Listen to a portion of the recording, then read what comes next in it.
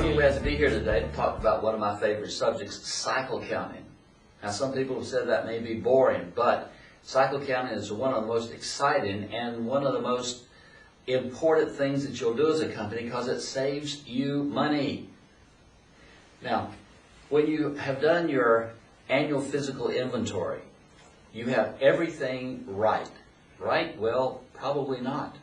You probably have made some mistakes. And in making those mistakes, it's going to cost you money now and in the future. If you will apply cycle counting, a formal cycle count procedure, it will save you money now and it will save you lots of money going into the future. And what we're going to do is show you some of the ways today that you can save that money through application of cycle counting the right way.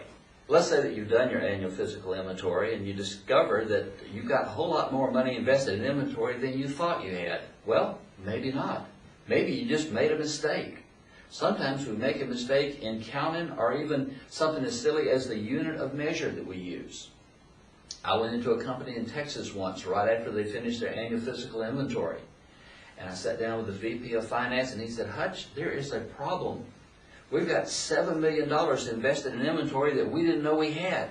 Well, when we started looking, we discovered that the Vice President of Marketing did the count on one of those part numbers. It was a bolt that they use in everything they make, so they are expecting to have $6,000 or $7,000 worth of this part on hand.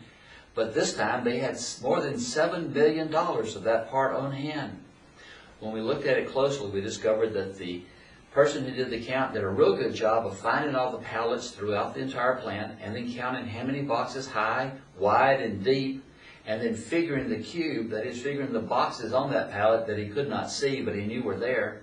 And then he read on the side of the box, each box contains 100 bolts, so he multiplied his number by 100 and turned that number into the accountant who was recording all this data. And once they multiplied the number they had times the price, it came to $7 million. Well, what we did not know is the unit of measure for that part was not bolt or each, it was box. So once we took the number they had and divided it by 100, we came out to $700,000, which is what we should have. Now we reduced the amount of inventory by $7 million and we're pretty close to the right amount. And that's the reason we do an annual physical count, to discover the approximate dollar amount that's invested in inventory. Now that's what accounting wants to do, so for them it's close enough.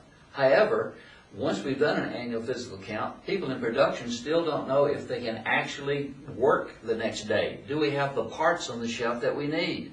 We don't know, because we have at least 15% errors. We don't know where those errors are.